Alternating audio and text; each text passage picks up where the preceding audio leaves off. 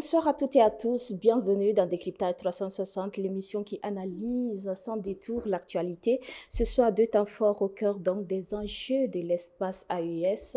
D'abord, le discours du président du Faso lors de la montée des couleurs, un message de fermeté, de mobilisation et de projection vers 2026. Ensuite, l'incident sécuritaire survenu donc à l'aéroport de Niamey, dans une zone hautement stratégique qui soulève de sérieuses interrogations en matière donc de sécurité et de souveraineté. Décryptage 360 commence maintenant avec moi sur ce plateau, Monsieur Niblé Nianou, il est analyste panafricaniste, membre donc de 2 heures pour Kamita, il est notre invité ce soir. Bonsoir Monsieur Niblé, bienvenue sur notre plateau. Bonsoir madame, bonsoir toute l'équipe de Kaziba TV et bonsoir nos téléspectateurs et téléspectatrices. Merci encore une fois de plus pour l'opportunité à nous offerte et enfin de discuter des enjeux majeurs qui réellement minent le fonctionnement de notre société qui est le Burkina Faso et de l'AES. Merci surtout d'être avec nous. Ouvrons notre émission avec ce sujet, la montée des couleurs, un discours du président du Faso qui force l'admiration. Au palais présidentiel de Koulouba, le temps est donné pour 2026. Lors de la première montée donc, des couleurs de l'année 2026, le président du Faso, le capitaine Ibrahim Traoré, a dressé un bilan jugé satisfaisant de 2025 et a appelé les serviteurs du peuple donc, à redoubler donc, d'engagement. Alors, Monsieur Niblin, quel est le message essentiel que vous retenez de l'adresse du président du Faso lors donc de la montée des couleurs?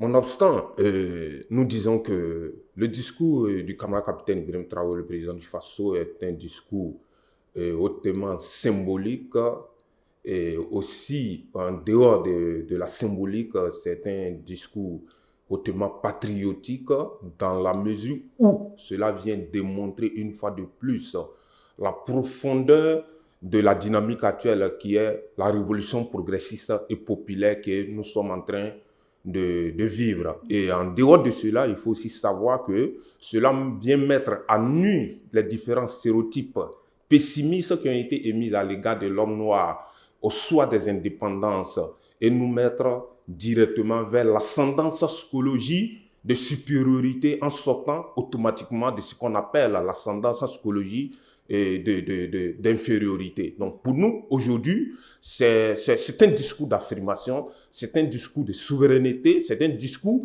qui vient réellement rappeler au peuple burkinabé que son destin est entre ses deux mains et en même temps rappeler au Burkinabé que l'Africain, en dehors de ce qu'il est, même lorsqu'il a un peu de moyens et avec le courage, nous pouvons réellement construire l'inimaginable. Et c'est ce que aujourd'hui le Burkina Faso est en train de réaliser sous le leadership incarné du camarade capitaine Ibrahim Traoré et ses collaborateurs. Donc nous nous disons réellement que ce discours, il fallait qu'il vienne pour réellement réveiller le peuple burkinabé qui est d'ailleurs réveillé, pour réellement l'expliquer que l'avenir de notre pays dépendra de nous et non dans la main de la vie des autres peuples. C'est de cela qu'il s'agit. Alors, Yannou, comment vous interprétez donc l'appel du président du Faso à travailler sous pression et à attacher les ceintures pour 2026? Oui, absolument. Il faut travailler sous pression parce que, comme il le dit, on a 300 ans, voire 400 ans. Et moi, mais j'ai dit, on a 500 ans de retard lorsqu'on regarde l'évolution du monde.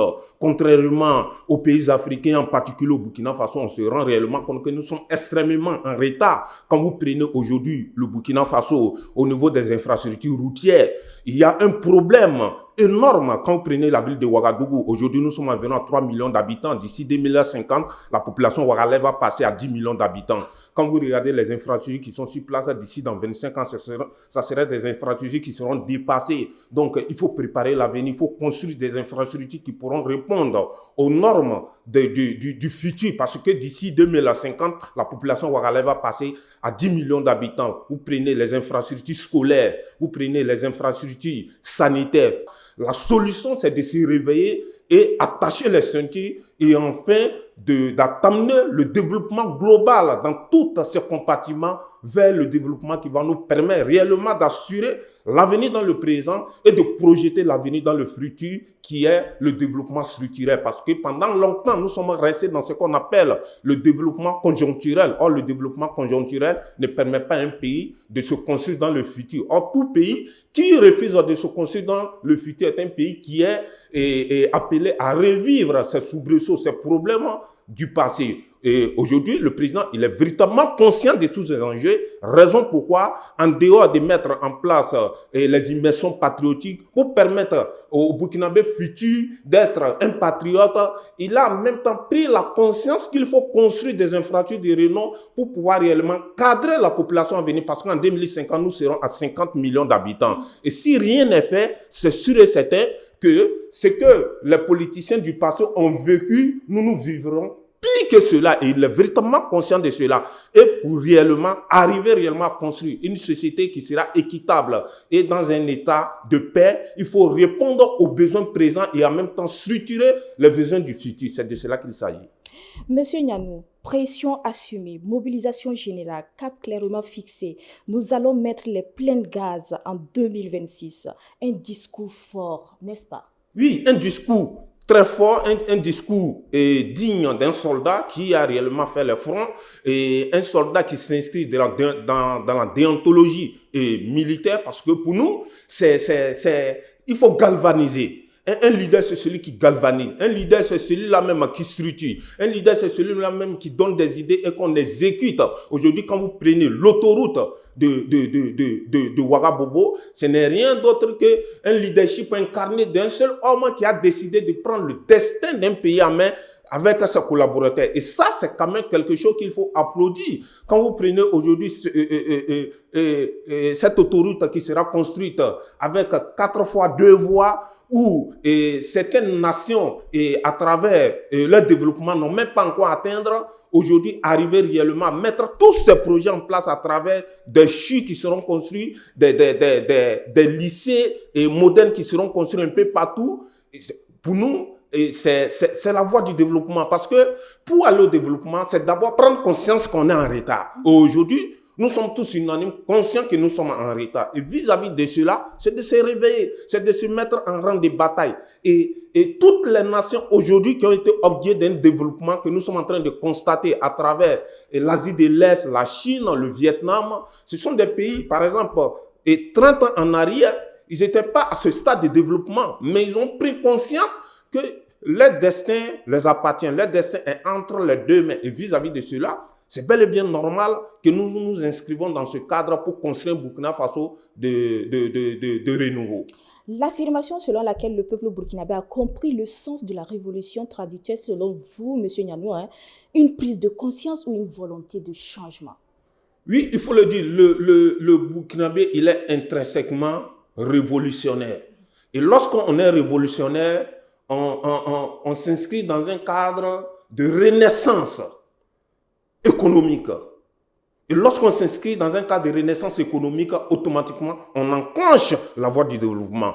Or, quand vous prenez aujourd'hui, vous avez une majorité du peuple burkinabé qui se trouve à l'extérieur et on voit le développement chez les autres. Pourquoi pas ce même développement chez nous? Et on a vu dans le passé certains mots qui ont été mis à l'égard du peuple burkinabé, que le peuple burkinabé ne pouvait pas subir un certain nombre de pressions. Et aujourd'hui, nous sommes en train de voir le peuple burkinabé qui contribue à hauteur de 100% à son propre développement. Pour dire quoi? Que nous avons un peuple conscient, nous avons un peuple mature, nous avons un peuple qui réellement se distingue vis-à-vis du leader qui est devant lui. Et lorsque le leader est vrai, le peuple l'accompagne sans aucune ambiguïté. Raison pourquoi aujourd'hui, lorsque nous voyons réellement tout ce qui est en train d'être mis en place, on finit réellement par nous rendre compte qu'il faut d'abord accompagner le leader, il faut d'abord booster le leader. Et lorsque le leader est couché sur lui, lorsque le leader est dans son bureau, il a la force de se réveiller parce que derrière lui, il sait que nous avons une vingtaine de millions de Burkinabés prêts à l'accompagner jusqu'au feu, jusqu'au charbon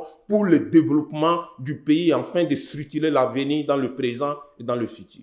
Pour terminer avec ce sujet, l'optimisme du président sur l'évolution de la guerre en faveur des forces combattantes vous semble-t-il justifié au regard donc de son discours. Oui, il faut le dire. Le Burkina Faso, on dit, un peuple sans histoire est un monde sans armes. Le Burkina Faso est un pays culturellement militaire. Un pays culturellement qui n'a jamais perdu de guerre. Même les colons le savent. Aujourd'hui, il suffit d'avoir le Burkina Faso militairement avec vous et vous gagnez la guerre. Et aujourd'hui, le chef d'État s'inscrit dans la logique de cette ascendance scologique de la renaissance militaire burkinabé.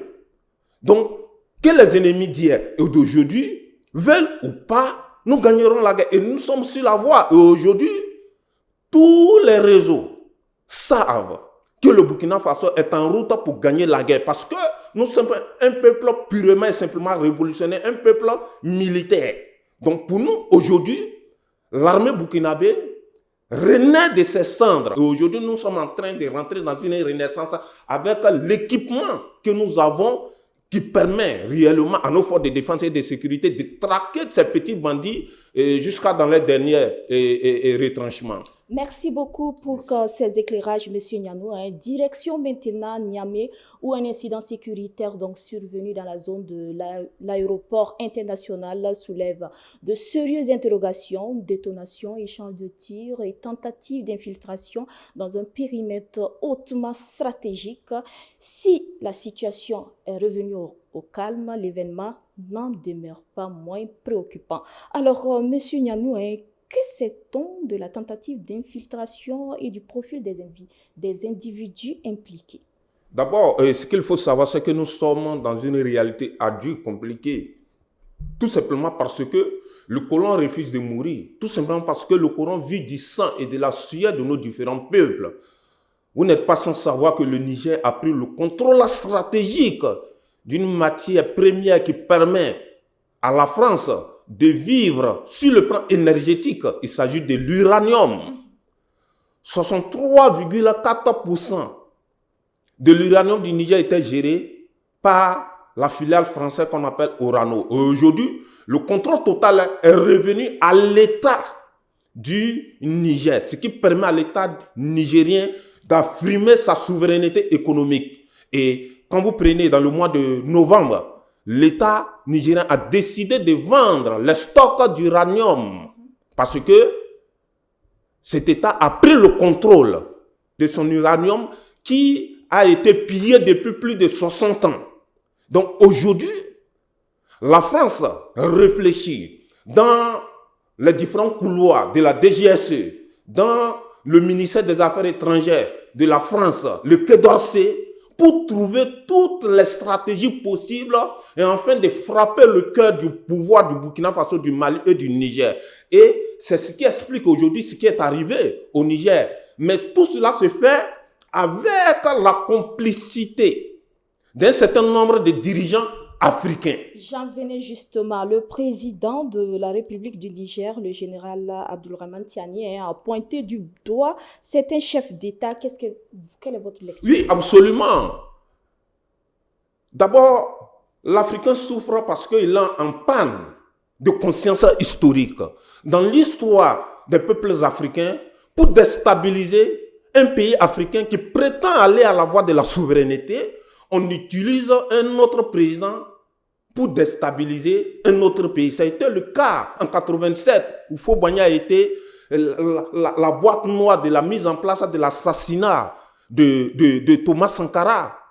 C'est ce qui a été fait. Aujourd'hui, le rôle revient encore une fois de plus à ces pays tels que la Côte d'Ivoire, le Bénin, qui s'inscrivent dans l'ordre logique de l'impérialisme français. Donc ce sont des réalités aujourd'hui qu'on ne peut pas dénier. Donc pour nous, aujourd'hui, la voie de la mise en œuvre de la souveraineté du Burkina Faso, du Niger, etc., constitue un danger pour l'avenir économique de l'impérialisme et de ses alliés. Parce que ce qu'il faut savoir, ces dirigeants avaient des marchés, étaient des actionnaires dans des sociétés d'État au Niger. Quand vous prenez par exemple le pétrole au Niger, vous avez le président de la Côte d'Ivoire et certains de ses amis qui étaient des actionnaires dans des sociétés pétrolière au Niger. Et aujourd'hui, c'est une manne financière qui s'effondre. Et vis-à-vis de cela, lorsque les sanctions ont été mises hors d'état de nuit, mais il faut rattraper ces dirigeants par la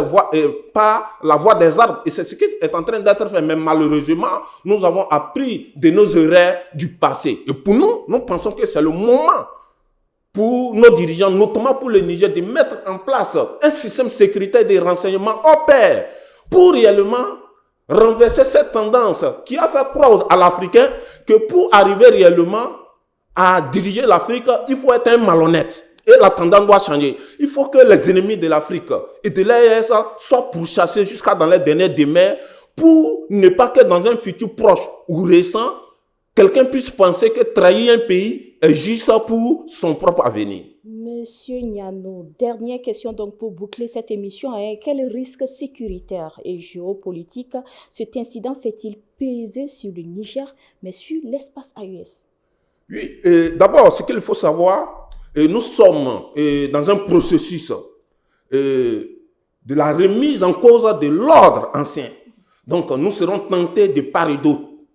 Et pour nous, les conséquences géopolitiques aujourd'hui ont été déjà assumées au plan économique, au plan politique avec des sanctions, au plan militaire. Et aujourd'hui, nous sommes dans une dynamique. Mais au contraire, ce qu'il faut savoir, les risques géopolitiques aujourd'hui sont plus orientés vers la France et ses alliés. Pourquoi je le dis? Quand vous prenez aujourd'hui la France est la nation la plus endettée de l'Union européenne, avec une population vieillissante. Et aujourd'hui, la France n'arrive plus à compétir dans le chéquier des grandes nations. Et lorsque la France se trouve dans l'incapacité à compétir dans le chéquier des grandes nations, elle est obligée de faire un retour stratégique dans ses anciennes colonies et enfin de mettre en place des processus de pillage de ses ressources pour se repositionner dans le chéquier des grandes nations. Et c'est ce que la France a fait pendant la période esclavagiste. Et après la période esclavagiste, la France était obligée de mettre en place le système de la colonisation dont je ne rentrerai pas dans les détails vu que le temps ne nous permet pas. Et avec la colonisation, ça a permis à la France de se repositionner. Et pendant la fin de la colonisation, nous avons eu la néocolonisation. La néocolonisation qui a permis à la France de mettre en place un certain nombre de leaders politiques qui réellement travaillaient pour permettre à sa politique de marcher. Et aujourd'hui, avec l'arrivée de l'Est, c'est-à-dire l'Asie-Pacifique, qui réellement prend le contrôle du monde, la France veut encore se repositionner. Raison pourquoi aujourd'hui nous sommes en train de vivre le terrorisme. Le terrorisme n'était rien d'autre que la recolonisation de l'AES parce que la zone du Liptako-Gourma est une zone riche en ressources minières, énergétiques, minérales et aussi en ressources de terres rares, qui est la nouvelle orientation de la dynamique technologique mondiale. Donc aujourd'hui, les conséquences seront très énormes, pas pour nous, mais plus pour la France. Raison pourquoi nous estimons que nos dirigeants doivent réellement mettre des systèmes de répression sécuritaire et de renseignement en place parce que si cette dynamique tombe, nous allons disparaître et c'est l'avenir de toute une nation et de toute une culture et de toute une histoire qui va disparaître. Et nous estimons que nous allons gagner ce combat parce que nous restons optimistes. Merci beaucoup, Monsieur Niblé Niano. Merci pour ces analyses. Je rappelle que vous êtes analyste panafricaniste et membre de 2 heures pour nous. Merci pour votre disponibilité. Merci à vous. Ainsi s'achève notre émission Décryptage 360. Ces deux actualités révèlent une même réalité. L'espace AES est engagé dans une phase décisive. D'un côté, la volonté affirmée de consolidation, d'accélération et de souveraineté portée par les autorités. De l'autre, des menaces sécuritaires persistantes qui cherchent à fragiliser cette dynamique. Les défis restent donc majeurs. Comprendre, analyser et rester vigilants demeure plus que jamais nécessaire. Merci de nous avoir suivis. Merci d'avoir suivi votre émission Décryptage 360. À très bientôt pour un nouveau numéro de Décryptage 360 au cœur de l'actualité. Bonsoir à toutes et à tous.